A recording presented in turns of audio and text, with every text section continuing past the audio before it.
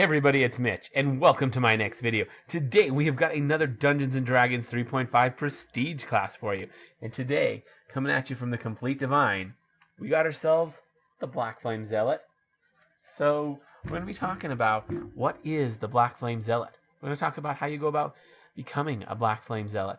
Then we're going to talk about what you get as a Black Flame Zealot. And finally, we're going to talk about how good a Black Flame Zealot is and how you might use it in a build. So let's get started. So the Black Flame Zealot, basically, they are a cleric that specializes in stealth and fire, and well, they are the vessels that are basically the assassins for their church. They take out people who are in the way. They also have been known to take jobs for money as well. So yeah, they're quite the interesting prestige class. They're one that goes very far for their deity and will, and they're an order as well. Like they're very well organized, and they will take out those that stand in the way of what their deity wants. Usually with stealth. So anyways, let's talk about how you go about getting in. So to become a Black Flame Zealot, you need to be any non-good. So, okay, fairly open on that. Skills, hide, rate 8 ranks. Knowledge, religion, 8 ranks. Move silently, 8 ranks. Okay, a lot of stealth skills. Feats, exotic weapon, proficiency, kukri, which is interesting because kukri is not an exotic weapon. That one actually gets weird.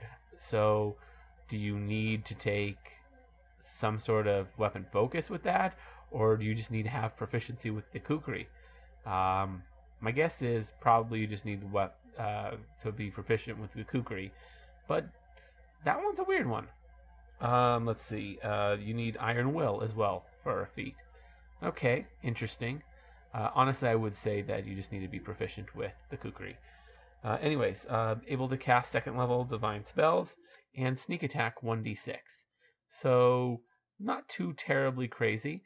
You can pick up most of that other than the skills with just 2 levels. Although you're probably not 2 levels, 4 levels, 3 levels of cleric and 1 level of rogue. You'll probably want a second level of rogue in order to help pick up some of these skills though. Plus second level of rogue gets you evasion, so it's a good level. Yeah, great stuff. So that's what it takes to get in. It takes one more thing. Sorry. It also takes that you have to have killed somebody for an enemy of the church for no reason other than to get into this prestige class. That has to be the only reason.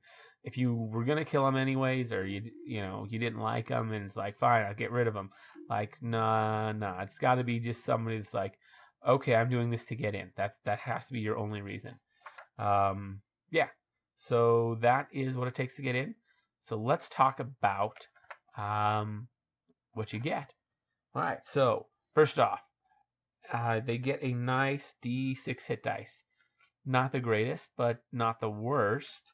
Average base attack, which is okay, I guess.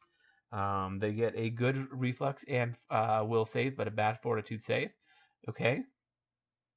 Let's see. They're also going to get spell casting at every even level. They get death attack.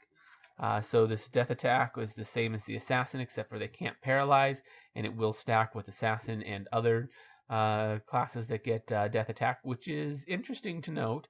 There's a number of them that do, and this is the only one I've seen that specifically mentions that it stacks with other uses of death attack. So that's something to keep note of.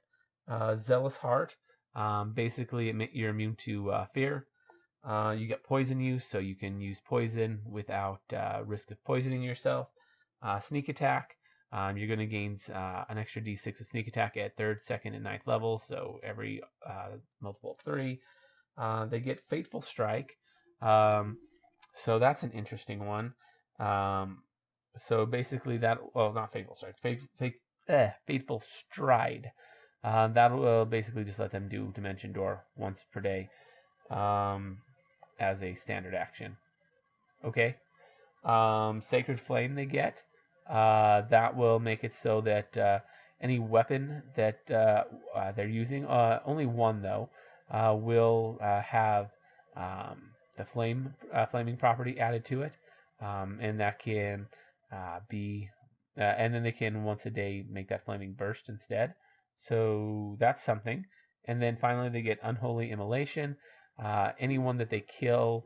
So basically that just makes it so that anyone that they kill with their sneak attack or their death attack gets it's consumed immediately by black flames, and it's really hard to bring them back. You need the true resurrection in order to do so, or combination of wish and miracle. Honestly, true res is just a better option than that. I guess it could be wish and resurrection, but like honestly, just go true res. It's so much better. Especially since you need a carefully worded wish, which, let's be real, that's a 9th level spell anyway, so really, unless you're in a situation where, unless the other guys, like, this isn't you, but unless the other guys that you're hitting with this don't have a divine caster with them, they only have arcane, you just go true res. But, yeah, this is the other guys. So, let's talk about how good these guys are. Well, first off, the fact that they're a cleric rogue hybrid, but in all honesty, their casting and sneak attack is kind of about as good as if you just took 5 levels of cleric and 5 levels of rogue. It's a little better, but not much. You get half a d6 of sneak attack more, which isn't exactly a lot. Let's see, the skills are okay. The skill list is fine. Oh, I forgot to mention skill list. It's a pretty solid skill list in 4+ int, but 4+ int isn't the greatest. Rogues get 8+ int, so this is not a ton when compared to that. Some of these abilities are okay, like Flame Strike isn't bad. Unholy Immolations is interesting, but how often are your enemies resurrecting? Like, usually that's not something that you have to worry about too much. Things like Zealous Heart's cool, but it only works on you. Death Attack is an interesting one, though. Especially if you're using this in conjunction with other prestige classes, since this one specifically says it stacks with other prestige classes. So whether or not the other ones stack with each other is a big question. Most of them don't say. This one does. So if your DM's ruling that they don't, well, this one specifically says it does. So if you jump into this level, into this one, just take a level of this, you could grab Death Attack from here and then make your other sources all stack together to make your Death Attack super strong. That's not a terrible option. There's a number of prestige classes that give Death Attack. So yeah. Overall, it's kind of so-so. Not exactly the best. Excuse me, but not the worst either. It's not completely unplayable. It's all right. You can definitely make it work. Anyways, let me know what you guys think down in the comments below. I always love hearing from you. If you enjoyed the video, consider giving it a like. Maybe subscribe to the channel for more D&D 3.5 content, because I do one of these on every single class, race, and prestige class in Dungeons & Dragons 3.5. So ring that notification bell so you never miss out on a video. Anyways, as always, I'm Mitch. I'll be seeing you